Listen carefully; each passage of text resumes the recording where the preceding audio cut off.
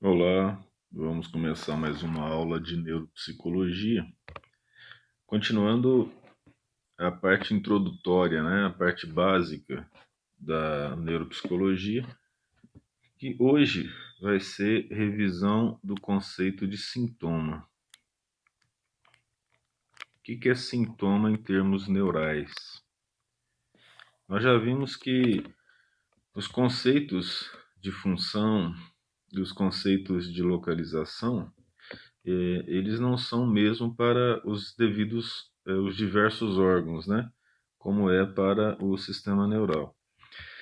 Ora, normalmente, quando você tem uma função elementar de um órgão qualquer, a localização é uma coisa simples, porque são funções simples. Usando o mesmo exemplo do pâncreas, uma lesão pancreática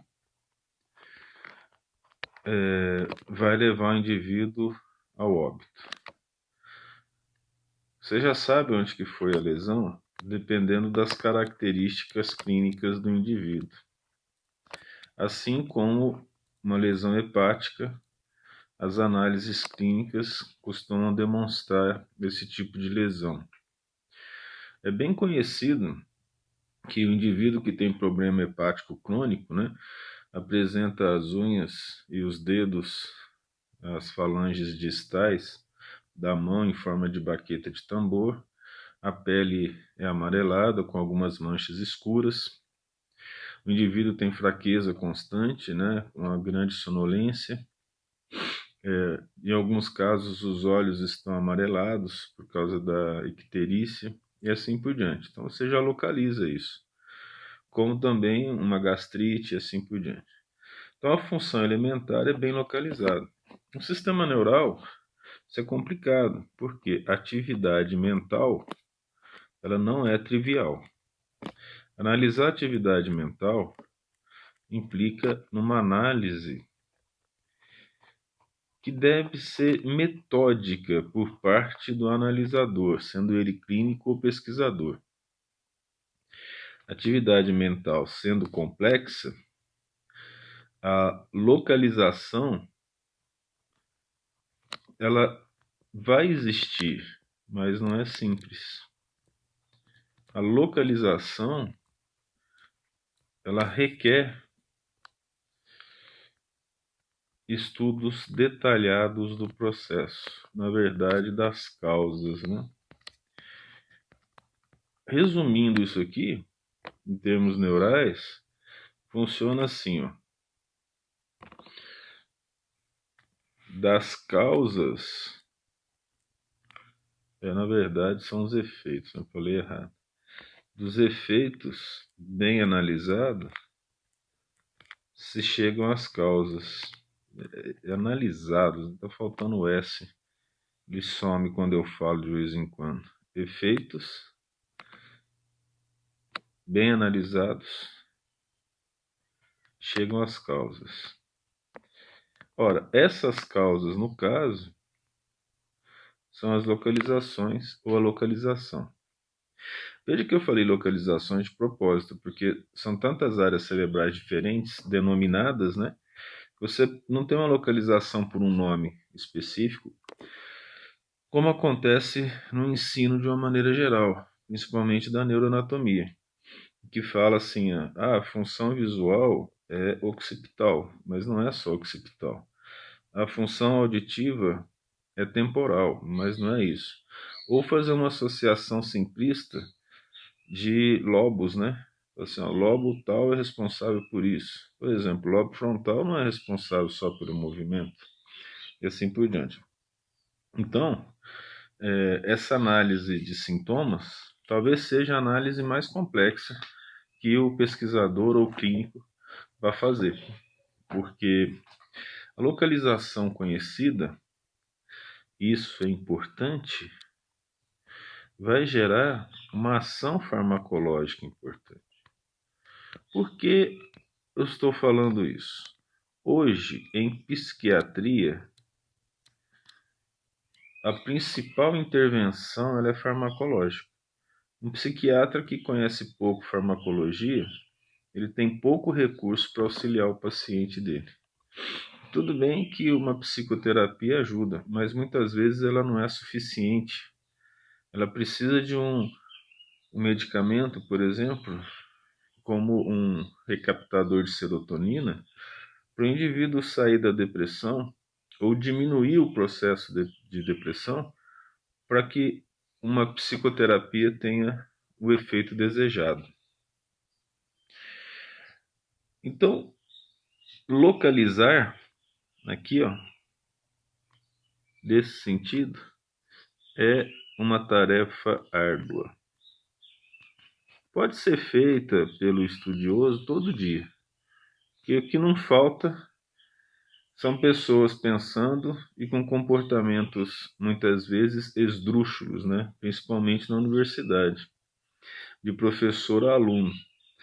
Então é possível, através dos efeitos, você buscar a causa. Mas se simplificar esse trabalho, pode-se chegar a conclusões bem fora da realidade. É muito importante entender que isso não é julgamento, isso é estudo.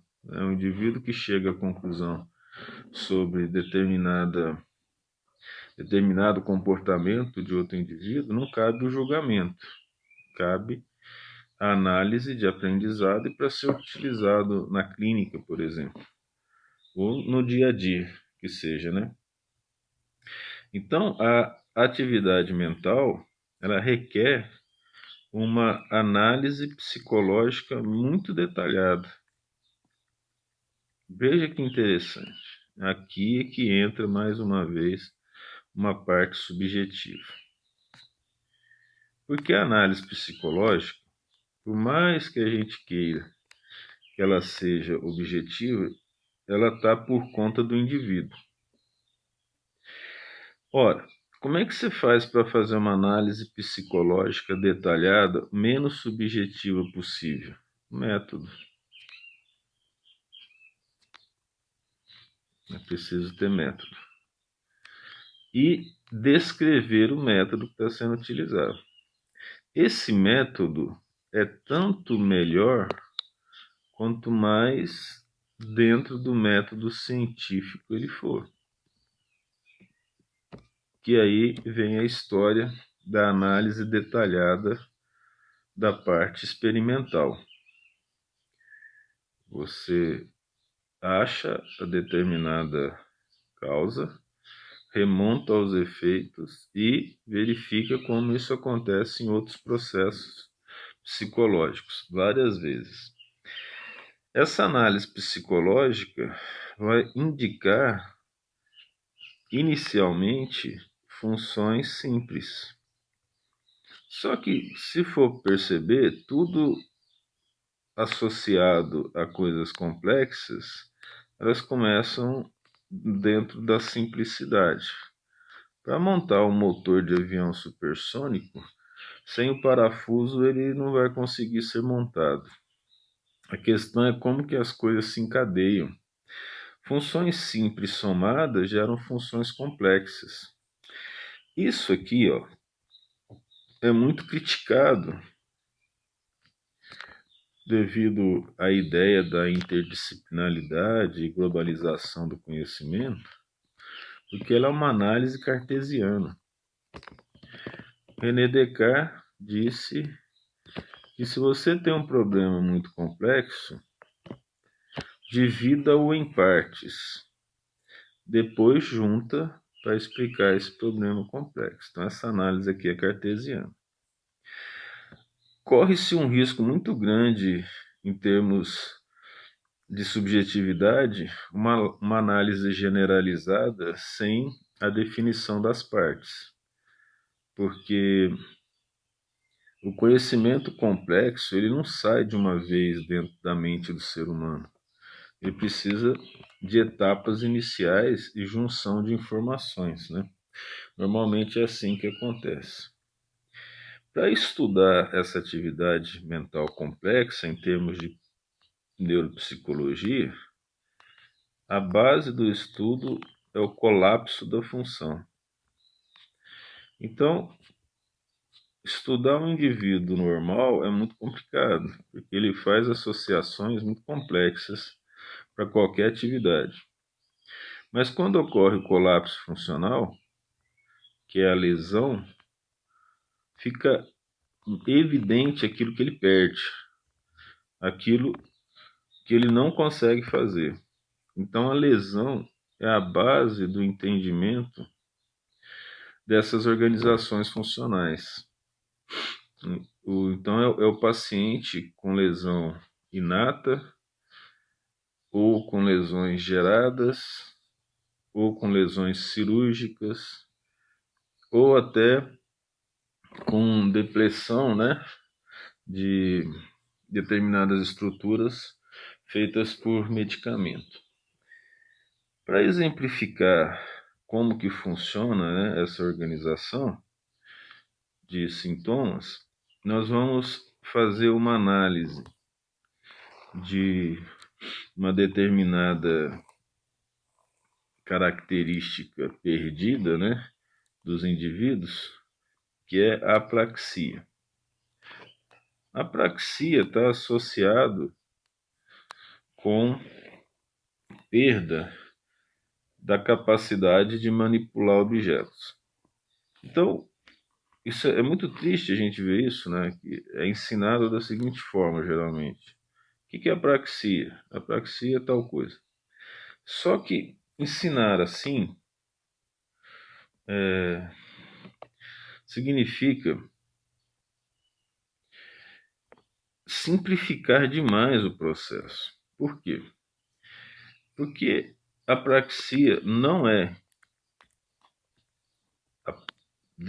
é apraxia, não é uma função simples. Esse A aí foi separado, né? É diferente de apraxia, que é a perda dessa capacidade de manipular objetos. Então, a apraxia é a perda da capacidade de manipular objetos. Já praxia significa essa capacidade. A espaço praxia é uma função bastante complexa do sistema neural. Essa capacidade de manipular objetos está associada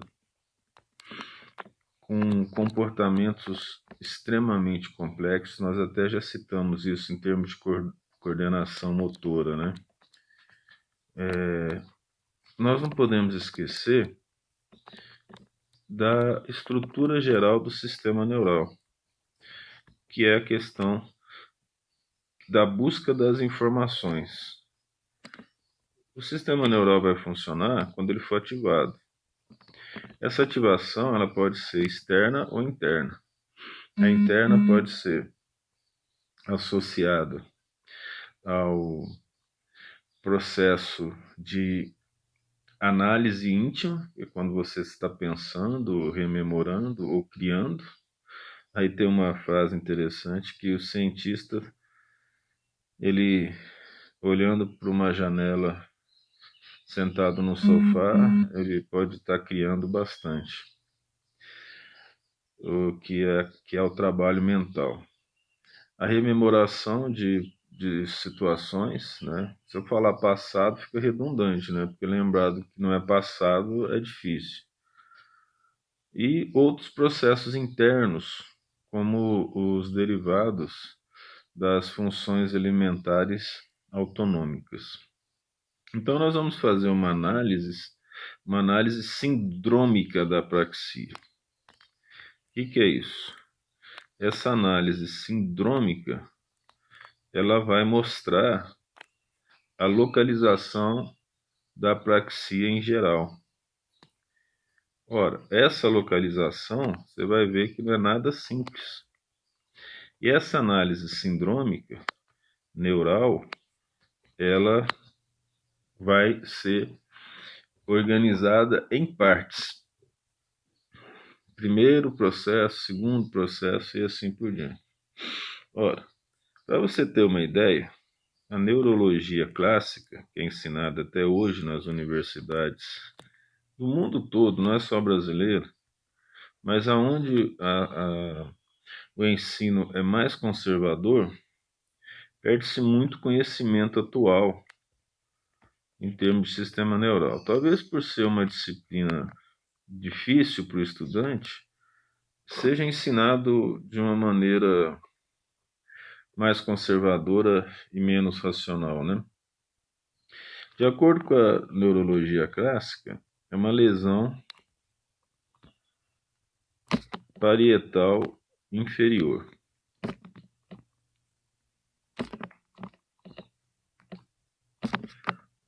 Você vai lembrar isso, né? Onde que é a região parietal inferior.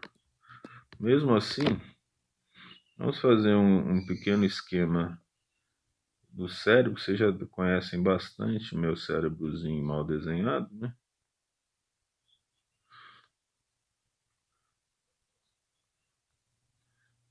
Vamos fazer isso aqui. Bem, onde que é essa região parietal inferior? Essa região é aqui. Aqui talvez, pela maneira como eu desenhei, não fique muito boa não. Vamos fazer aqui, melhor. Então, a neurologia colocou a praxia nessa região, a clássica. Aqui é o ponto fundamental de análise neurológica. E aí fica na cabeça que esse ponto é o ponto responsável pela praxia, e uma lesão nessa área gera apraxia, né? Ora, uma investigação mais detalhada do sistema funcional, vamos colocar aqui, ó, investigação detalhada. Eu estou falando mais devagar, né? Porque isso aqui não é algo simples de fazer, né? Depende de um conhecimento geral de anatomia e fisiologia. Por isso aquelas aulas iniciais que nós falamos. A primeira coisa da investigação, ou vamos dizer assim, a primeira condição da investigação do processo de apraxia é a aferentação, ou seja, a chegada de informação. A informação tem que chegar ao cérebro para se organizar o movimento. Se não chegar, não tem movimento. Isso é óbvio. Você não sabe onde você está, como é que você vai saber para onde você vai levar a mão, por exemplo? Então, essa aferentação é fundamental. E no caso, como é do movimento, ela é chamada de aferentação cinética. Essa aferentação cinética é receber informações para preparar o movimento. O que essa aferentação cinética tem que fazer? Primeiro, organizar o tônus muscular. Sem tônus, você não consegue realizar as atividades. Além do tônus muscular, você precisa saber a posição dos seus membros. Para isso, é a posição das articulações. Aqui é outro problema anatômico, porque articulação é a juntura sinovial. O pessoal costuma confundir articulação com junturas. Você tem vários tipos de junturas, né? Você tem as fibrosas, as cartilaginosas, as sinoviais. A sinovial recebe o nome de articulação. Tem uma posição das articulações, por exemplo. Aí a gente já tem o início do processo. Onde que isso aqui é feito? Vamos colocar aqui essa fermentação cinética. Onde que ela é feita? Ela é feita nessa região aqui, ó, do giro pós-central.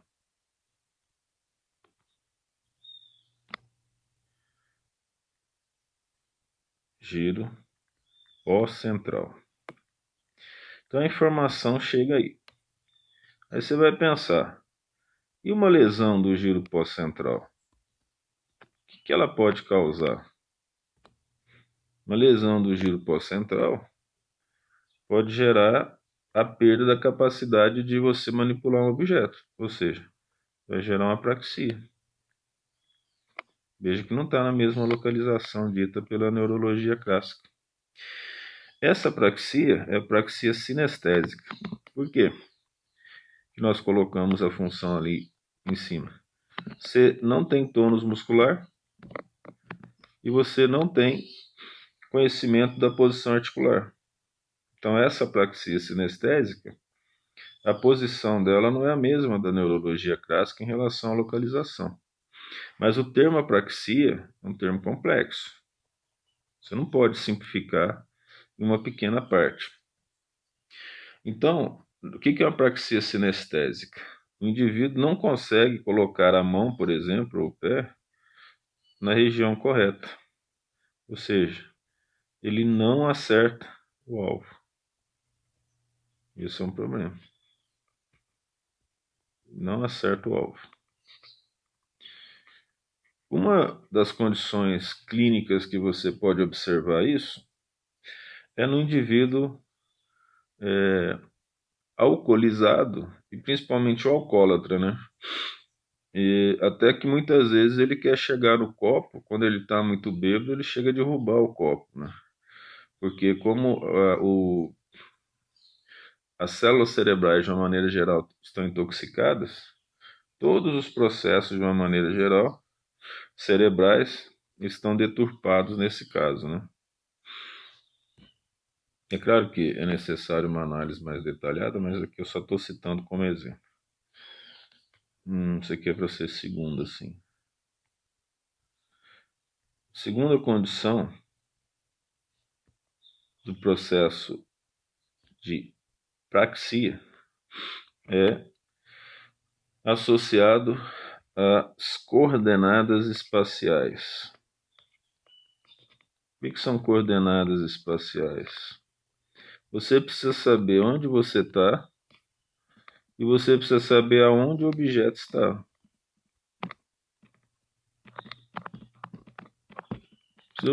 Se você não souber onde o objeto está, você não acerta esse objeto. Então, as coordenadas espaciais, elas são fundamentais para a gente poder compreender o processo de apraxia. O que ela depende? Ela depende de processos visoespaciais. Ou não tem como eu tirar esse negócio aqui do WhatsApp. Só se eu desligar o WhatsApp, eu esqueci, tá? Visoespaciais. Olha, quando fala visoespaciais, é a associação entre a aferentação visual e a organização do espaço. E aonde que ela acontece? Onde que isso aí acontece? Isso acontece nas regiões, das zonas terciárias da região parietal.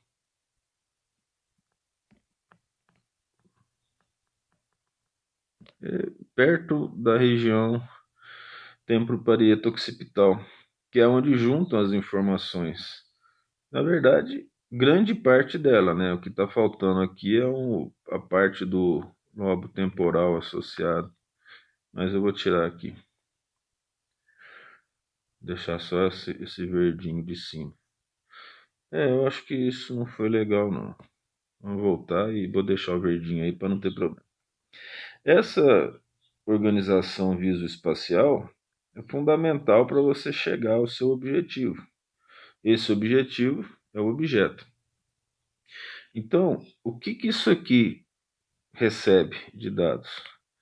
Visuais, óbvio. O que mais? Vestibulares, que é a questão do equilíbrio. Ele está associado a isso, então não tem só a recepção dos dados. Tem que ter a síntese dessas informações. Nós até sabemos o que é síntese, né? E além disso, tem que ter a sensibilidade geral. A sensibilidade geral nos dá uma ideia de que elas precisam ser organizadas para que as articulações, por exemplo, se organizem como uma melodia cinética, né? Não basta uma articulação, são necessárias várias. A articulação sozinha não resolve, então são várias articulações. e que você recebe a ajuda dessas articulações pelo sistema visual, sabendo onde você está. Basta você colocar uma venda nos olhos que você já coloca a mão para frente. E o processo, interessantemente, o processo de equilíbrio, ele se desfaz, porque o indivíduo dificilmente anda em linha reta quando ele perde a capacidade de enxergar. E vestibular é esse equilíbrio. Então, nós podemos chegar à conclusão de que, de alguma forma, a situação vestibular, em termos de equilíbrio, ela está ligada ao processo visual naqueles que enxergam. Naqueles que não enxergam, isso é feito de outra maneira e requer uma análise diferente, né?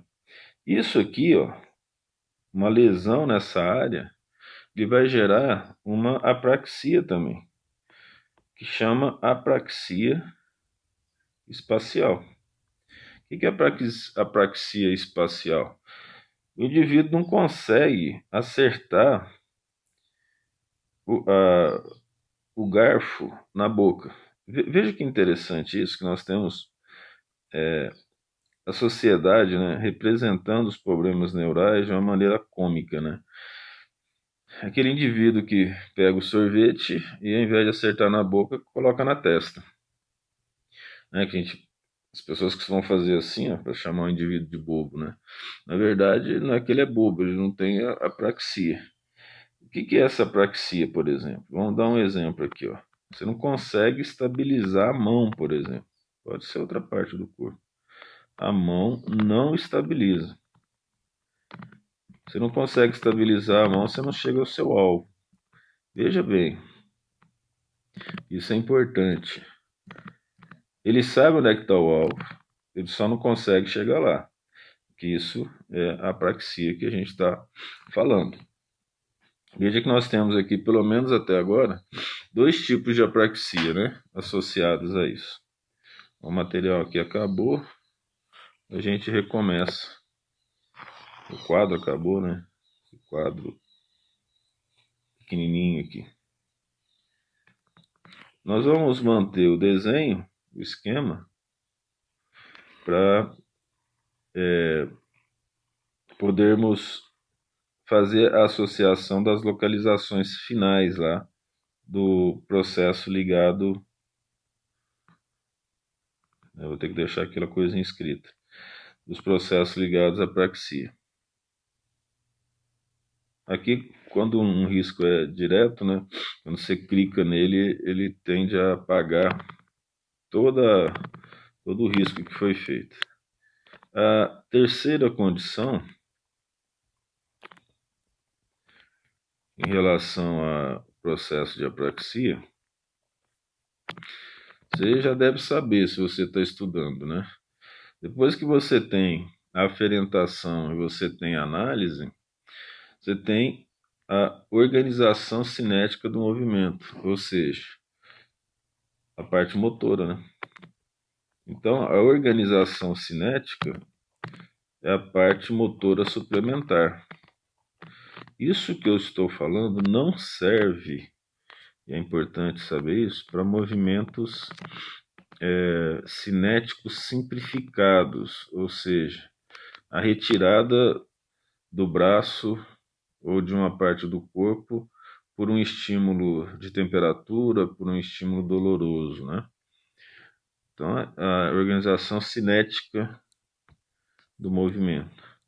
Porque essas análises de situações simples, elas não requerem uma análise psicológica detalhada. Se ela acontece com o auxílio do córtex, ela é consciente, mas ela, quando necessariamente precisa de uma certa rapidez, a coisa não acontece necessariamente com todos esses processos que nós estamos falando, porque ele já foi memorizado, como nós vimos anteriormente. Por exemplo, a gente passa por bobo muitas vezes, né? Eu fiz uma mudança de casa, mas toda vez que eu ia voltar para a nova casa, eu chegava na casa antiga, né? Porque botava na cabeça assim, onde que é ir para casa. O cérebro já tinha acostumado a ir para casa, mas mudou de casa, eu não tinha acostumado com a nova casa, né? Então você gera essa harmonia, né, essa melodia cinética do movimento, das ações, e que, evidentemente, que de forma consciente, eu não queria ir para a casa antiga, mas deixando com que o processo motor acontecesse, já que ele estava memorizado, pensando em outras coisas, acabava chegando e em outro local, né? Eu sei que é meio bobagem, mas acontece. Essa organização cinética é bem mais interessante que as outras porque ela envolve sistemas cerebrais diferentes. Sistemas diferentes. E quais são esses sistemas diferentes? Eu vou colocar em preto mesmo. Esses sistemas diferentes são os gânglios da base. Oh, tá errado. Pessoa antiga que chama gânglio. Núcleos da base. Gânglio é o conjunto de células fora do sistema neural central. Então, o nome correto, núcleos da base. Nos núcleos da base, acontece o quê? No estágio inicial da filogênese, ele gera sinergia dos movimentos. O que é a sinergia? Ele faz com que ocorra tudo de uma maneira compassada, organizada, né? Onde que estão os núcleos da base? Eles estão situados aqui, ó, lá dentro, né? Nessa região profunda lá para dentro. Aqui está parecendo mais o hipocampo, né? Vou mudar isso aqui de lugar. A questão disso aqui, ó, de novo, a questão disso aqui, de, de representar, é porque ela está bidimensional, né?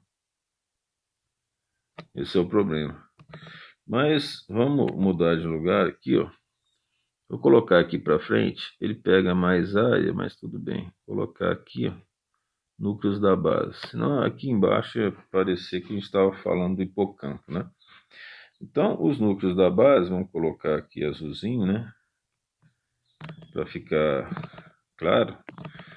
Aí, para quem está assistindo a aula, é responsável por essa sinergia. O outro sistema funcional associado a isso, todo mundo sabe, são as áreas motoras do lobo frontal. Essas áreas motoras, nós sabemos que elas estão situadas à frente do sulco central, né? Essas áreas motoras que estão associadas ao estágio de formação complexa, né? E vamos localizá-la aqui. Olha que interessante, ela está nessa região e nessa região. Olha o tamanho da região associada. Essa região à direita aqui, ó, é a região motora primária. E essa aqui à frente é a motora secundária. E ambas estão associadas ao processo de apraxia, que é o processo de movimento, obviamente. Ora, se houver lesão dessas áreas, principalmente da área motora, há uma apraxia cinética.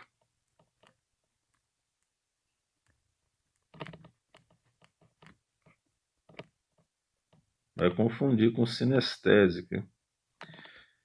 A apraxia cinética. O que é cinética? É derivado do movimento. O que o indivíduo perde? Ele perde as habilidades motoras. Ele não tem habilidade motora. Pessoas que normalmente não desenvolvem essas áreas quando são jovens ou quando não têm uma vida de exercício normal, ou na academia, ou na escola, tem uma dificuldade imensa para correr, né? Parece uma coisa estranha correndo. Ou fazendo determinada atividade física que requer uma determinada habilidade. A apraxia cinética é a perda dessas habilidades motoras. O indivíduo não tem habilidade motora. Diz que ele perde a coordenação motora. Para você ter uma ideia disso, através de um exemplo, Normalmente, dos 6 aos 9 anos de idade, a criança, utilizando a mão para escrever, eu falei a mão porque eu conheci uma pessoa que usava o pé. Usando a mão para escrever, o indivíduo antigamente aprendia, vai, volta, fecha a bolinha, puxa a perninha, para fazer tudo redondinho. Quando isso acontece, essas áreas motoras são ativadas.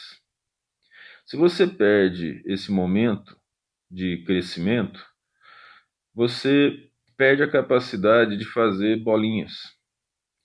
Ou seja, o indivíduo vai fazer um A e faz uma coisa assim, diz que é A.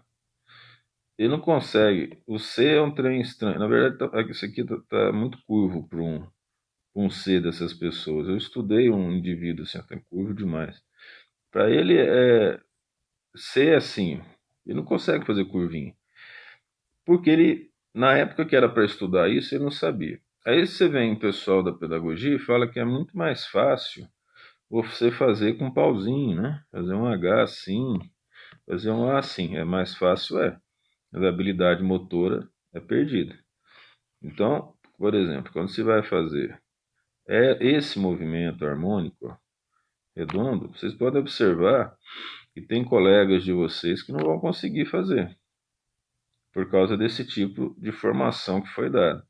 Veja que a falta de conhecimentos do sistema neural gera problemas graves, né? Sem que as pessoas saibam o que estão fazendo. Muitas vezes isso acaba sendo assim um problema para a vida toda do indivíduo, né? A gente até já comentou sobre isso em relação a fazer crochê, né?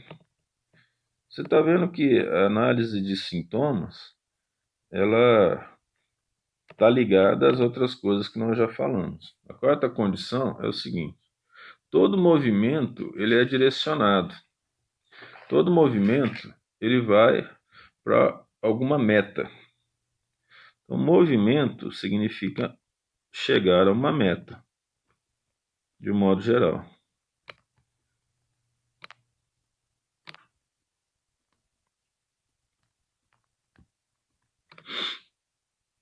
Pode ser que não pareça para algumas pessoas, né? Isso é o quê? É uma meta motora, evidentemente, senão você não se movimenta. Isso é óbvio. Isso pode ser por comportamento instintivo elementar, pode ser uma tarefa motora, né, que você vai realizar, que normalmente para esse estudo aqui é melhor que seja uma tarefa motora do que um movimento instintivo, né? Ou uma série de movimentos instintivos. Isso nasce, primeiramente, de programas inatos, que são as conexões necessárias. Por que programa inato? Como é que você chega a essa conclusão? O nenê, né, a criança, ela não nasce paralisada, né? Ela se movimenta, mas ela não tem objetivo, a não ser se movimentar, que não deixa de ser um objetivo. Mas isso é inato. Esse programa inato, com o passar do tempo, ele vai gerar, depois de treinado, com auxílio da fala. Veja bem, isso aqui é bastante complexo, eu não posso desenvolver isso agora. Mas vou só dar uma informação sobre isso.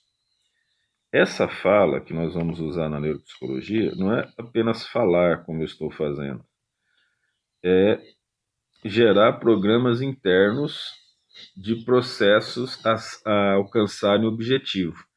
Algumas pessoas expressam isso, né? Elas querem fazer alguma coisa, ela fica dizendo em voz alta: eu vou fazer isso, vou sair de casa, vou fazer tal coisa, vou chegar em tal lugar, vou fazer isso.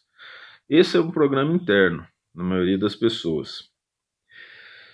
Então a fala, né, interna, vamos dizer assim, de organização, ela é a base para regulação de processos motores. Nós não podemos esquecer também da parte cultural. Então, mas o que isso tem a ver? Ir para um determinado local, agir de uma determinada forma, falar de um determinado modo é cultural. Nós sabemos muito bem que um paulista não fala identicamente a um carioca, que não fala igual ao mineiro, que não fala igual ao cearense e assim por diante. Então, culturalmente, também ocorre uma variação motora. Isso pode acontecer quando uma pessoa sai de um estado, né? Ela vai morar no outro estado, quando vê, ela já está falando idêntico aos outros que estão naquele estado onde ela chegou. Ora, isso está associado à informação cultural realizada. Olha, eu coloquei esse negócio aqui embaixo e aqui para frente. Ó. Bem, qual o significado disso? Participação da fala. Quem está ligado a isso? São os lobos frontais. No momento que eu coloquei fala, que é uma atividade complexa, então você já deve ter pensado que nós estamos falando da região pré-frontal.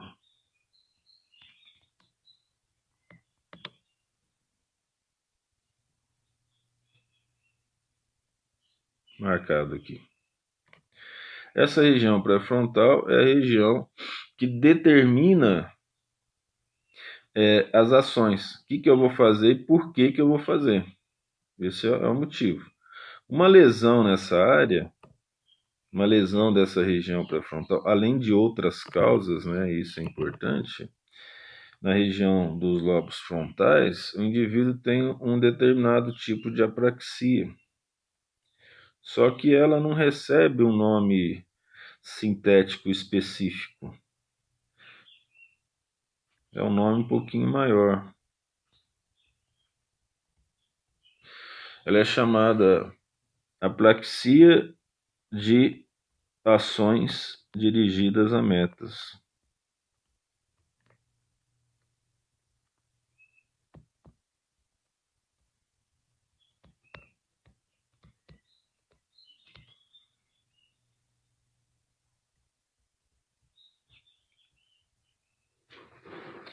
Então, isso pode acontecer com lesão do lobo frontal.